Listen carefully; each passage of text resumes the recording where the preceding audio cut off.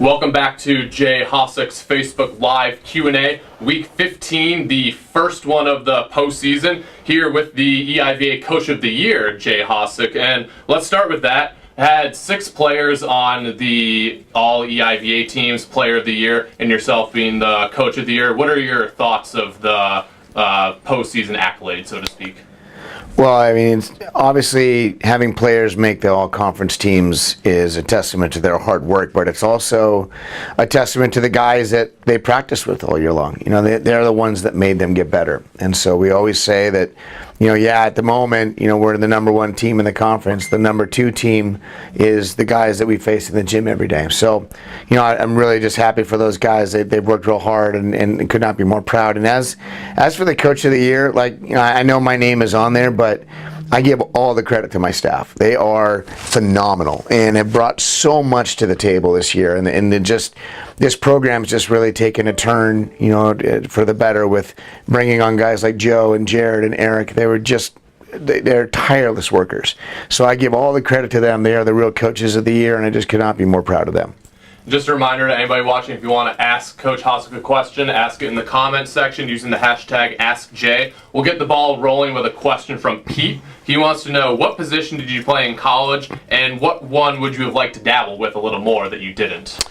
Yeah, good question, Pete. My first 2 years playing seriously, I played middle blocker at junior college, which is kind of a strange position for a shorter guy like me. I think I'm 6'1", 6'2" back in the day. But I was good enough to be on the court, obviously, and they wanted me to be in there. My junior year, when I got to UC Santa Cruz, I played outside hitter, and my senior year, I played opposite. So I played a majority of the positions. I would have liked to have played setter, only because I kind of like to be in control of things, which I don't think is a shocker to any of you, but I think I'm better built for it.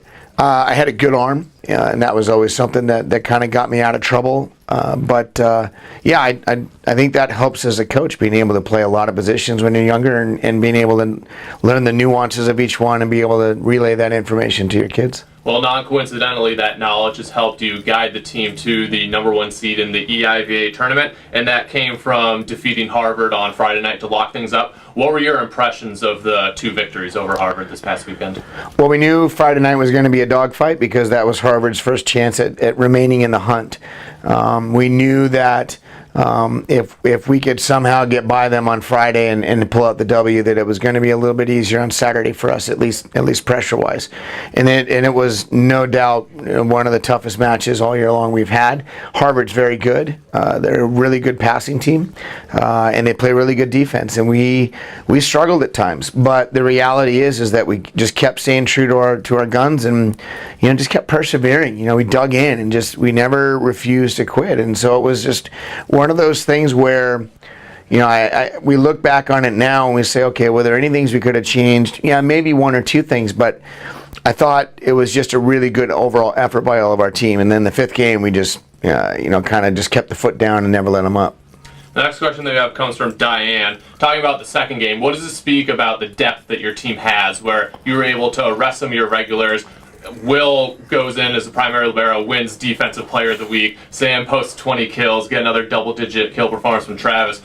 You got to be pretty pleased with that, no? Yeah, without question. It's a great question, Diane. The fact remains is that because we took care of business on Friday, we were able to do that on Saturday. And I'm just real happy that we gave those guys a chance to get out there and perform, because they've been working all year long in the gym, and it's kind of a thankless job when your first team guys are really going out there and banging away and getting all these W's. As a staff, we go, well, we can't really mix it up that much. The guys went in on Saturday and they were super excited to get playing time. I think that the guys that we brought out, the seniors, I thought their ability to be good teammates and be supporters on the bench and give them energy and give them information, I thought that was awesome.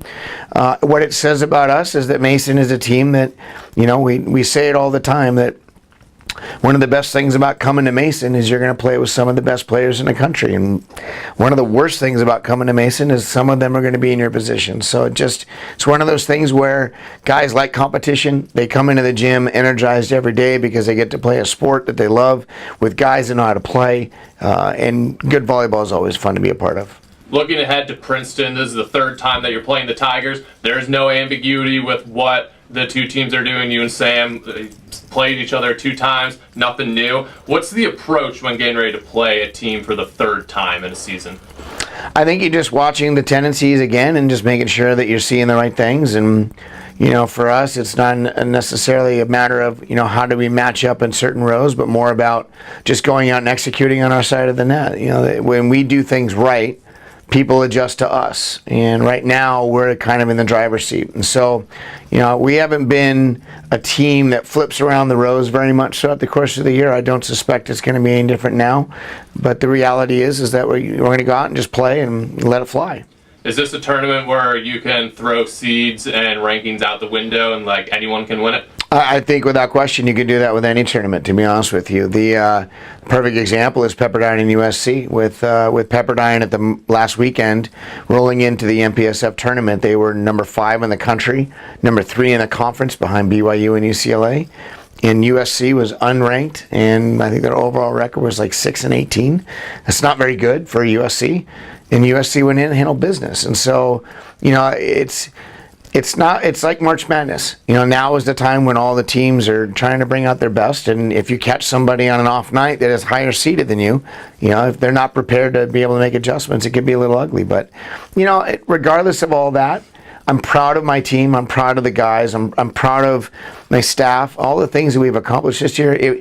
If we were to go out in the first round or lose the conference championship or whatever the case is, it doesn't take away anything that we accomplished this year. It's just one of those things where, hey, we'll have to be better prepared next time. But the program is on the rise, and Mason is starting to become the change from the sleeping giant to the awoken giant. So we're really happy about that, and we're just going to keep pressing forward. Do you think it's good for the EIVA that the top 4 are teams that are pretty evenly matched, and it's going to be an unpredictable tournament in terms of who comes out on top? Yeah, I think that's good for the conference in general. Since I've been on the East Coast for the last 9 seasons, some of which were at Penn State and obviously the ones here, the conference has gotten better. It's still maybe not top to bottom, the strongest conference, but it's getting better every year. And the teams that in the past were maybe not supported very well by their administrations, now they are. They have full-time staff, and that just is proving to be the beneficial turning point for a lot of those teams. So, just real proud to be a part of a conference that's real classy, and we do a nice job of trying to make sure that the rest of the country knows we're here. Next question that we have comes from Zach. He wants to ask about George Human specifically. Guy led the conference in points per set and kills per set. When an opponent is, of that magnitude statistically, is there a certain approach that you take to try and contain him and slow him down? No, I think it's real easy for anybody to just focus on one guy, but Princeton's got 3 or 4 other guys that are just as good. Human just has taken advantage of the fact that he's had some opportunities for him to be successful, and it just worked out in his favor. He's a good player. It's hard to be 7 foot and not be able to hit with some high clips. So, I don't think we're game planning any different. I think we're just going to go out and serve tough, and hopefully the chips fall on our side. Next question that we have comes from Quentin. He says, watching the last couple of matches and hearing a lot of different viewpoints on serving, whether it's serving tough or serving aggressive, do you have an opinion on how you will approach the tournament, the EIVA tournament that is, and hopefully the NCAA tournament going forward? That's a really good question, Quinn.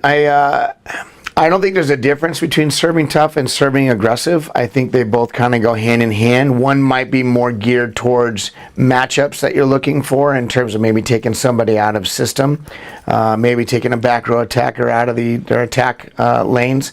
But the reality is that the game at our level is really predicated around your serving pass, your first contact, whether it's serving tough and keeping them off the net and keeping them out of system, or us passing well and keeping in system and being able to run our offense at a high clip. So serve and pass is always the main indicator, and then it's just a matter of your hitters, going up and doing what they're supposed to do. Next question that we have comes from Craig. He wants to know, Having a young student athlete that is about to enter college, he's concerned about her finding a balance between academics and athletics. What do you feel is the most important thing that an incoming freshman can do in order to find that balance? Craig, I know where you're coming from in this question, and I think it's really valid for a lot of people to hear. Here's the reality.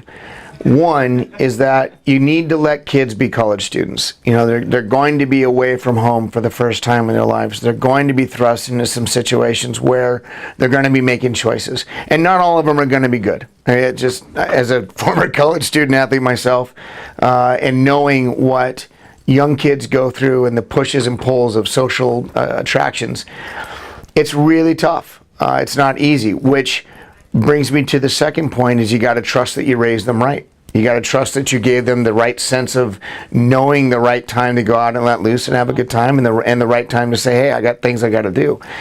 Over time, they mature and they grow and they learn, and they start to figure out how to manage their time a little better. They start to figure out that it's okay to miss something. You know, FOMO, everybody talks about, fear of missing out. It's okay to miss something once in a while. The other thing is doing things when you don't want to, in order to be able to do the things that you want when you want to. That life lesson starts coming into play a little bit. So the reality is, if you try to confine them too much when they're young and in college for the first year, they're just going to rebel. They're going to try to show you that they can handle it all.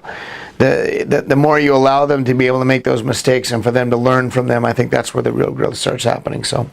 There are 8 players left from the 2016 team. Is there any kind of advice that's given from those guys to the 10 other players on what it takes to win an EIVA championship?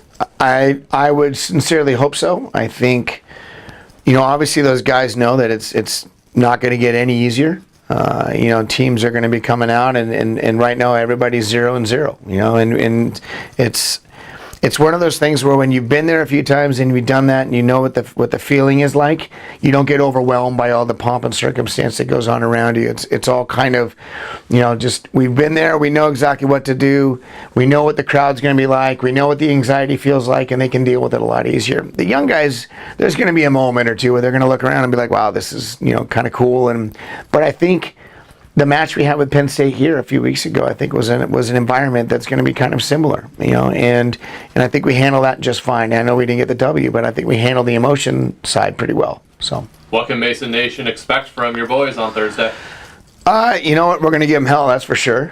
Princeton, like I said, is a good team, and they're well coached, and you know they're going to come in here prepared, and you know we have the benefit of being in our own beds and being in our own environment, but you know it doesn't mean that teams can't come in and push us around a little bit, but hopefully we respond appropriately, and that's all we can ask for. All right, now barring last-minute questions, we will wrap things up with the weekly X's and O's questions. Every so often, you'll see Brian Negron go up for the attack rather than actually set it. Are there certain circumstances that you like to see the setter go for the attack, or is it pretty much just up to the setter as to when they want to do that? It's up to the setter. There are some opportunities when maybe your hitters have been running a faster offense that the blockers will spread across from them, which leaves a little bit more of a wider net for the setter to be able to dump. But the reality is that every setter is different. You know, some setters like to be offensive, some setters don't. Some setters are comfortable with doing it, some setters aren't. You know, some coaches want their setters to be offensive, some want the offense to be run through the hitters. It's just a matter of what you feel comfortable with. So, you know, I don't think there's any want or need one way or the other. For me, I think it's just whatever Brian feels comfortable with. All right, you heard it from Coach. It all starts Thursday night. Best of luck. Thanks. We are Mason.